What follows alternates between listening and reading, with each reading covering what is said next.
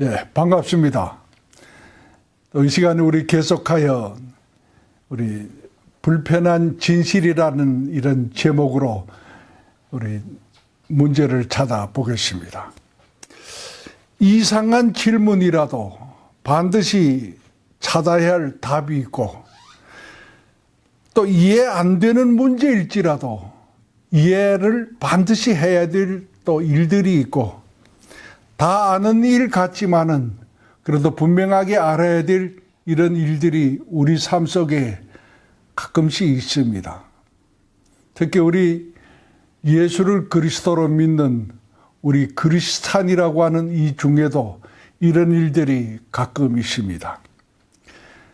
우리 이 시간에는 우리 기도라고 하는 데 대해서 우리 한번 역사적으로 한번 살펴보겠습니다. 지금 우리가 가지고 있는 이 성경이, 우리 한글 성경이 번역된 지가 오래지 않답니다. 우리 1880년도 초에 우리 조선시대 장사꾼들이 중국에 가서 장사를 하는 중 우리 영국 스코틀랜드에서 온 선교사 존 로스라고 하는 분을 만났답니다. 그래서 그분에게서 전도도 받고 또 그분과 함께 지금 성경을 번역하기를 시작을 했답니다. 그래서 1887년도에 우리 신약 성경 누가복음이 처음으로 번역이 되었습니다. 그래서 그 번역된 성경을 오늘까지 우리 존 로스 성경 번역이라 그렇게 되고 있습니다. 그래서 몇 년 후엔 1905년에 신약 성경이 우리 번역이 되어서 우리 합본으로 출판이 되었다고 합니다. 제가 구주강생 1909년에 출판된 신약 성경, 그런 성경을 본 일이 있습니다. 뒤에 보니까 명치 44년에 우리 서울 종로구에 있는 어느 인쇄소에서 인쇄하였다고 성경입니다. 그때 이 성경을 번역한 그 우리 조선시대 인물들 중에 우리 서상륜, 이응찬 뭐 이런 분들이 우리 존 로스라고 하는 스코틀랜드의 선교사와 함께 번역을 했습니다. 근데 우리 잘 아는 바와 같이 이 존 로스라고 하는 이 스코틀랜드 선교사는 물론 영국 사람이니까 영어는 알지만은 우리 중국에 와 있으면서 중국어는 좀 알고 있었답니다. 그러나 우리 한국말은 전혀 모르는 분입니다. 그런데 중국에서 장사를 다니는 이분들은 중국말에 순통한 분들일 겁니다. 그래서 그때 가지고 번역한 성경이 중국어 성경입니다. 그걸 중국에서는 한어라고 말하고 있습니다. 중국글 성경입니다. 그것을 우리 글로 번역을 했습니다. 그런데 여기에 우리 불편하지만은 진실된 질문을 하나 제시를 하려고 합니다. 번역하는 중 한 단어에 이르러서 번역자들은 서슴없이 그 중국 글의 단어를 우리 글로 기도라 이렇게 번역을 했습니다. 그 번역된 성경을 우리 교회에 배포를 했습니다. 그래서 교회에 처음 나오는 분들이, 예수의 자를 처음 들어보는 분들이 성경을 보니까 성경에는 기도하라고 했으니까 교회에 처음 나오는 분들이 주저없이 서슴없이 무릎을 꿇고 눈을 감고 합장을 하고 기도하기를 시작을 했습니다. 이런 모습을 보는 교회의 지도자인 목사가 참 이 사람은 처음 교회에 나오는데 이 사람은 믿음이 좋다. 그래서 은근히 칭찬하기도 했습니다. 그래서 우리 한국 기독교의 역사를 보면 우리 민족은 예수를 믿을 때에 기도하기부터 시작한 민족이요 기독교의 역사입니다. 생각해 볼 문제가 있습니다. 과연 이것이 성경이냐, 성경적이냐 하는 게입니다.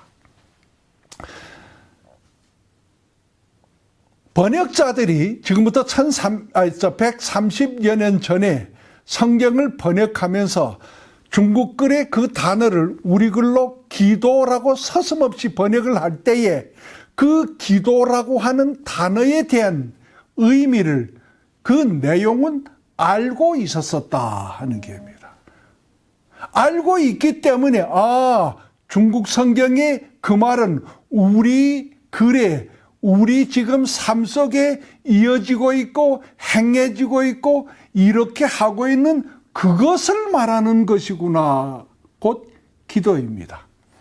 그럼 우리 민족의 이 기도라고 하는 이 행동의 역사는 언제부터 있었을까? 딱히는 모르겠습니다.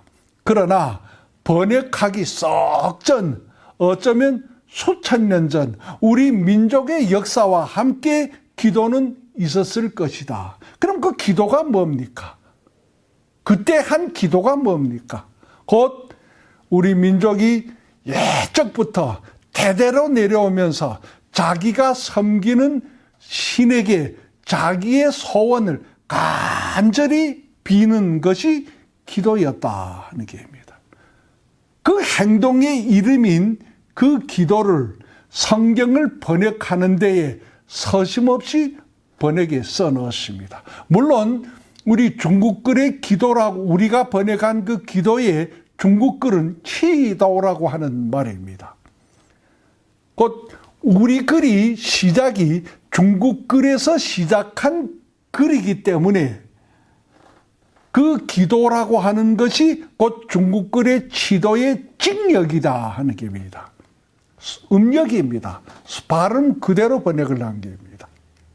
의미는 같은 문화에서 우리 파생된 언어고 같은 문화에서 파생된 우리이기 때문에 쉽게 우리는 알고 있습니다. 기도, 중국글을 가르치지 아니하여도 우리는 다 알고 있습니다. 기도가 우리 간절히 자기 소원을 옛날에 섬기던 그 신에게 간절히 비는 것이 기도이다. 잘 알고 있습니다. 과연 이게 성경이냐 하는 게입니다. 아닙니다. 답은 간단합니다. 절대 아닙니다. 그래서 어떤 분들이 저에게 묻습니다. 그렇다면 그게 정확한 답이 성경에 가르쳐주는 그것에 대한 답을 찾으려면 어떻게 해야 되면 그 답이 무엇입니까? 라고 묻습니다. 저도 답답합니다. 저도 답답합니다. 그러나 제가 생각한데는 만약 내가 그때에 지금 내가 그때 그 번역할 장소에 있었다면 나는 그렇게 번역을 안 했겠다. 그런 생각이 듭니다. 그럼 어떻게 번역을 했을까? 참, 글쎄 어떻게 번역했으면 좋을지 모르겠지만은 정할 수가 없다면 원어 그대로 쓰는 것이 좋을 것이다. 중국글을 따르지 아니하고 원어라고 하는 헬라어든지 히브리어든지 그 원어의 발음 그대로 거기에다 적어놓고 교회에 와서 이게 무슨 의미입니까? 누구도 모를 거 아닙니까? 그러면 배우고 깨달은 사람이 이 말의 의미는 이것입니다 했다면 오늘날에 조금 나아지지 아니하였을까? 그런 생각이 듭니다. 아무튼 우리 기독교의 역사는 시작될 때부터 기도를 알았고 기도를 해왔고 그것이 오늘날까지 되고 있습니다. 더 큰 문제가 있습니다. 더 심각한 문제가 있습니다. 그것은 오늘날까지도 우리의 기독교의 역사에, 우리 민족의 기독교의 역사에 이런 문제가 있었구나 하는 것을 모르는 것이 문제입니다. 알지 못하는 것이 문제입니다. 이런 문제라고 하는 것을 우리가 안다면 고칠 수가 있습니다. 그러나 이런 문제가 있다는 것조차도 우리가 모르고 있으니까 고칠 수가 없습니다. 바꿀 수가 없습니다. 계속 그대로 하고 있습니다. 그래서 우리 민족의 기도라 하게 되면 우리 지성을 말합니다. 간절하게. 그래서 우리 속담에 지성이면 감천이다. 곧 기도의 역사에 함께합니다. 간절히 하면 하나님이 감동을 받아서 응답하실 것이다. 내용은 둘째 쳐놓고 대고 간절히 하게 되면 성경은 아닙니다. 하나님의 뜻과 다르다면 아무리 간절히 해도 안 됩니다. 이루어질 수가 없습니다. 응답이 될 수가 없습니다.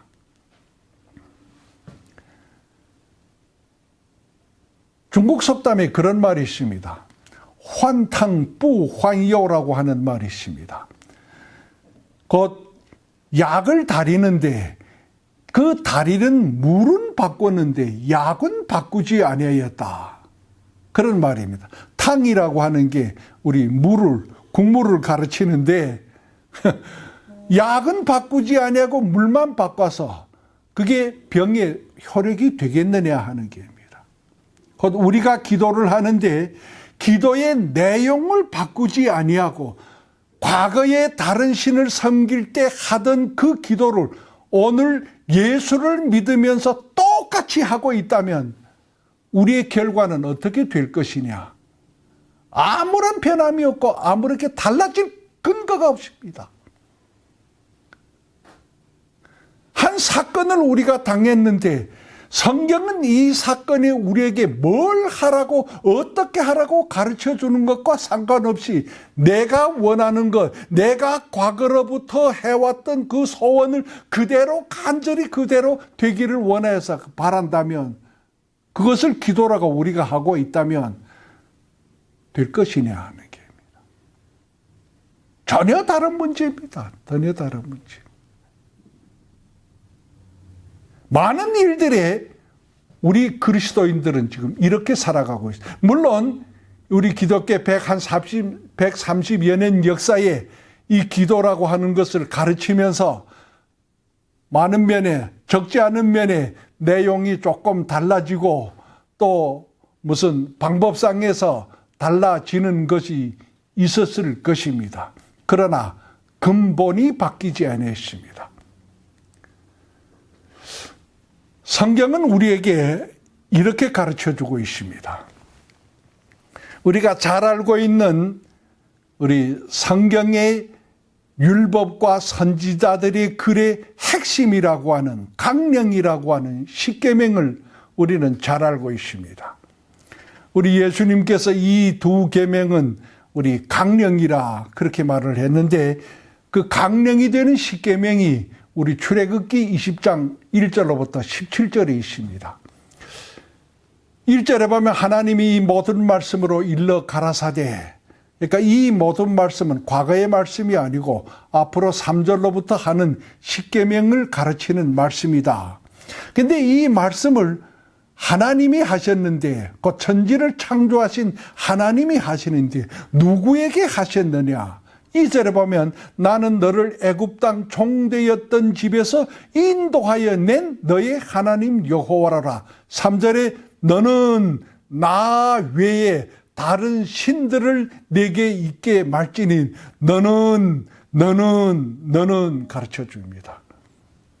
왜 그랬을까? 이런 문제가 있었구나.